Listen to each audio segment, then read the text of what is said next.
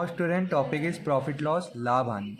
अब प्रॉफिट क्या है उससे पहले हम दो टर्म्स को समझते हैं।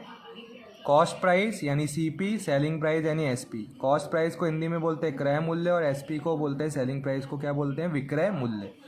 कॉस्ट प्राइस, आप मार्केट गए, आपने एक प्रोडक्ट खरीदा 10 रुपीज़ के अंदर। अब आपने क्या किया, उस प्रोडक्ट को आगे किसी और को सेल कर दिया कितने में, 15 रुपीज़ में। तो जो आपने जिस प्राइस में ख़रीदा था वो तो कॉस्ट प्राइस है, क्रय मूल्य है। जिस प्राइस में आपने बेचा वो है विक्रय मूल्य यानी एसपी, सेलिंग प्राइस। अब आप देख रहे हैं दोनों प्राइस के अंदर एसपी में और सीपी में 5 रुपीज़ का डिफरेंस है। आपने 5 रुपीज़ ज़्यादा कमाए हैं किस पे, इस प्रोडक्ट पे। 10 में लाए थे, 15 में बेच दिया, 5 रुपये आपने कमाए। तो जब सेलिंग प्राइस कॉस्ट प्राइस से ज़्यादा होती है तो आपको होता है प्रॉफिट। ठीक है, मतलब आपने एक्स्ट्रा कुछ रुपीस कमाए हैं खरीदे हुए सामान के प्राइस से, यानी सीपी से। तो देखो, profit when selling price is greater than cost price then profit will occur. तो लाभ होता है जब क्रय मूल्य से ज़्यादा कौन होता है, विक्रय मूल्य। जब विक्रय मूल्य क्रय मूल्य से ज़्यादा हो तो लाभ होता है। और प्रॉफिट का फॉर्मूला हो गया S P minus C P. देखो 15 में से 10 सब्ट्रैक्ट किया था तभी तो 5 आया था, है ना। लॉस, लॉस क्या होता है, जब आपका सी पी यानी कॉस्ट प्राइस क्रय मूल्य विक्रय मूल्य यानी सेलिंग प्राइस से ज़्यादा हो तो आपको लॉस होता है। ठीक है, तो लॉस का फॉर्मूला क्या हो गया, C P minus S P. अब आप 15 रुपीज़ की खरीद के लेके आए थे चीज़, ठीक है, और आपने बेच कितने में दिया बच्चों, 10 रुपीज़ में बेच दिया। तो अब आपको क्या हो गया, लॉस हो गया। कितने रुपीज़ का, 5 रुपीज़ का लॉस हो गया, मतलब आपने कम में बेच दिया। फिर है नेक्स्ट है प्रॉफिट परसेंट, लाभ प्रतिशत। प्रॉफिट परसेंट बराबर होता है profit upon C P into 100। ठीक है, जब भी आपको प्रॉफिट की परसेंटेज निकालनी हो और आपको क्या क्या गिवन हो, प्रॉफिट गिवन हो और आपको सीपी गिवन हो, कॉस्ट प्राइस गिवन हो, क्रय मूल्य गिवन हो, तो कैसे निकालोगे प्रॉफिट परसेंट, लाभ प्रतिशत, प्रॉफिट अपॉन सीपी इंटू 100, और ये परसेंटेज में निकलेगा लाभ अपॉन क्रय मूल्य इंटू 100। ऐसे ही लॉस परसेंटेज निकालने के लिए लॉस अपॉन सीपी इंटू 100, हानि अपॉन क्रय मूल्य इंटू 100, ये प्रतिशत में परसेंटेज में निकलता है। तो देखो, लॉस परसेंट और प्रॉफिट परसेंट आप देख रहे हैं किस पे कैलकुलेट की जा रही है, सीपी पे, क्रय मूल्य पे। Now student, when profit percentage given, जब आपको लाभ प्रतिशत दी हुई हो, ठीक है, और आपको बोला हो सेलिंग प्राइस निकालो। सेलिंग प्राइस मतलब विक्रय मूल्य, ठीक है, विक्रय मूल्य निकालने को बोल दिया। और क्या क्या गिवन हो, प्रॉफिट परसेंट के अलावा सीपी भी गिवन हो, आपको क्रय मूल्य भी दिया हुआ हो, तो आप कैसे निकालोगे, ये फॉर्मूला है 100 plus profit percent upon 100 into CP. यहाँ देखो, यहाँ प्रॉफिट नहीं है, यहाँ प्रॉफिट की परसेंटेज है, तो आपको उसकी वैल्यू यहाँ लिखनी है, और इसको परसेंटेज को हटा के ऑलरेडी 100 यहाँ डिनोमिनेटर में लगा दिया गया है। अब आपको सीपी निकालना हो, क्रय मूल्य निकालना हो आपको, और क्या क्या गिवन हो, विक्रय मूल्य गिवन हो एक तो, और प्रॉफिट परसेंट गिवन हो, तो फिर क्रय मूल्य कैसे निकलेगा, विक्रय मूल्य इंटू 100 बटा 100 प्लस प्रॉफिट परसेंट, लाभ प्रतिशत। ठीक है, और इंग्लिश में बोलूँ तो cost price equals to S P into 100 upon 100 plus profit percent.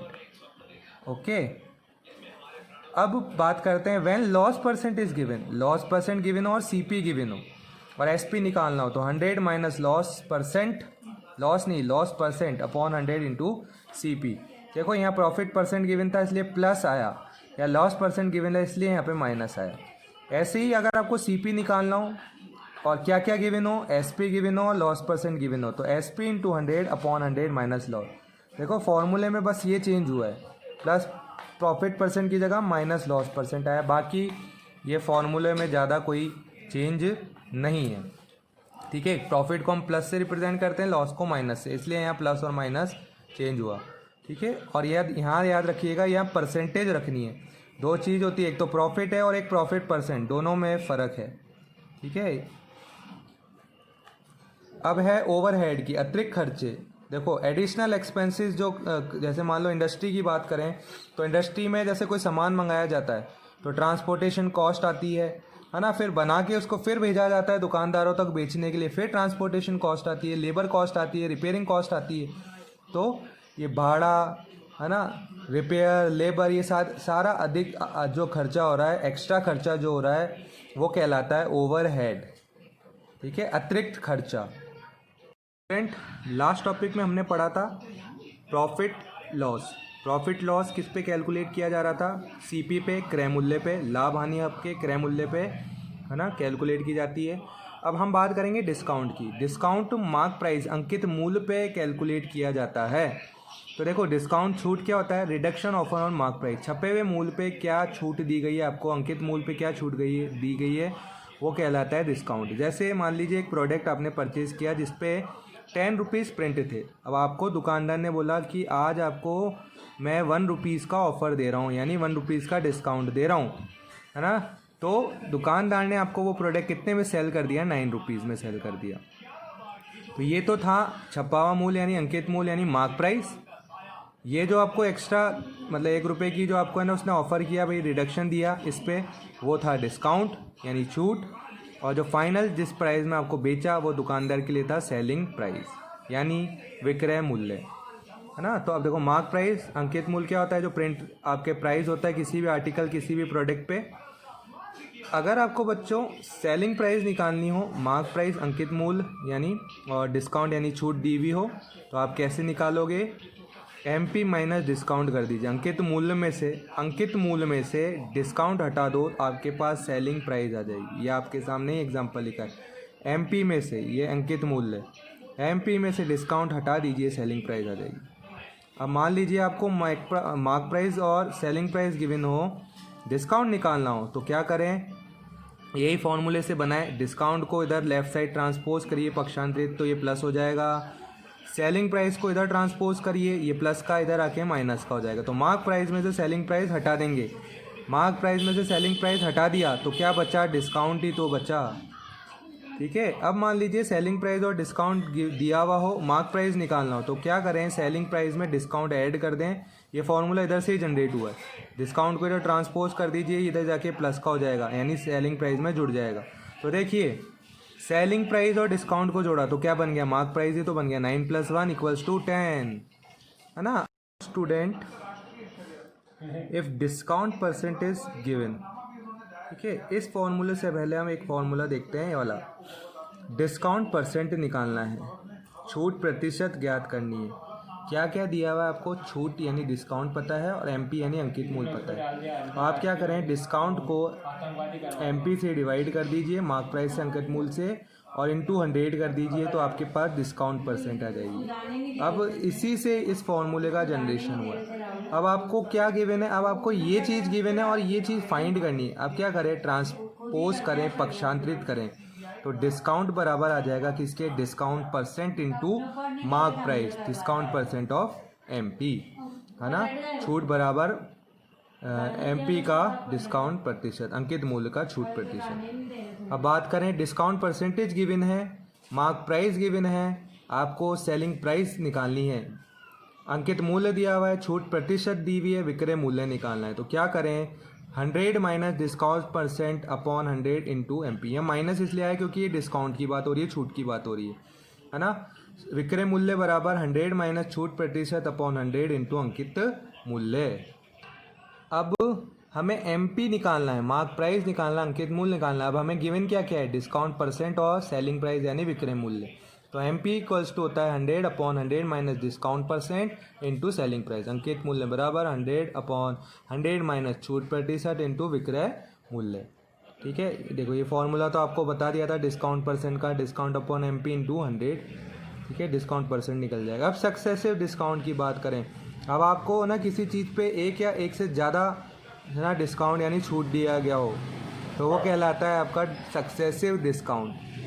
ठीक है, आप लोगों ने कई बार है ना शॉप्स, कपड़े की शॉप्स पे विशेषकर है ना स्कीम देखी होगी 50 + 70% ऑफ।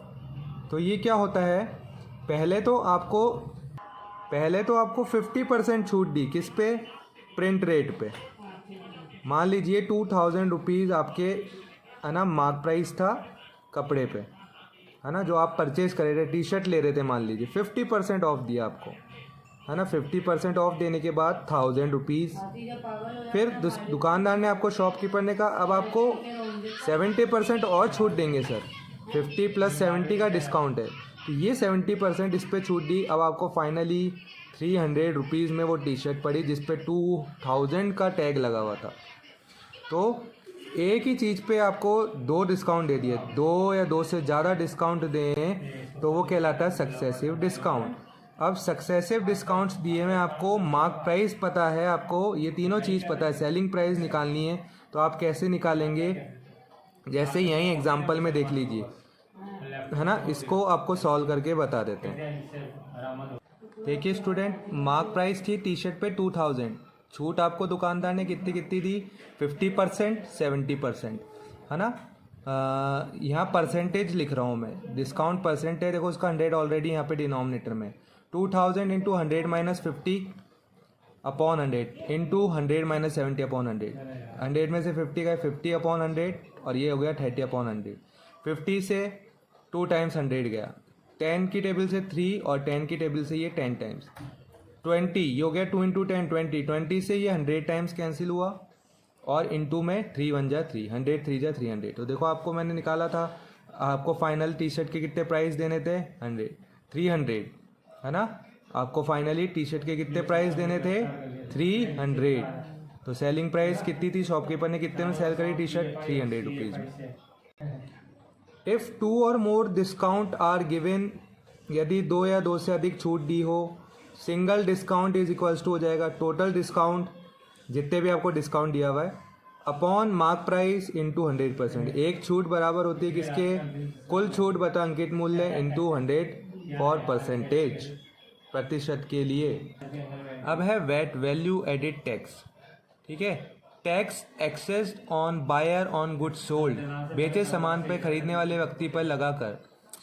आपने देखा होगा, आप रेस्टोरेंट वगैरह जाते हैं, आपने 100 रुपीज़ की कोई, है ना, आइटम लिया, जैसे पिज़्ज़ा ही लिया, लेकिन आपका बिल आप देखते हो फाइनल शॉपकीपर ने बोला 125 रुपीज़ हुआ, तो ये 25 एक्स्ट्रा रुपीज़ जो आपके, है ना, प्राइस पे लगे, एमपी पे लगे, मार्क प्राइस पे लगे, मतलब 100 रुपीज़ का पिज़्ज़ा था लेकिन पे कितना किया बिल आपने 25, तो एक्स्ट्रा कितना पे किया 25, तो ये 25 क्या था, ये वो टैक्स था जो आपने पिज़्ज़ा ख़रीदा था उस पर लगा, ठीक है, तो ये कहलाता है वैल्यू एडिड टैक्स, ओके।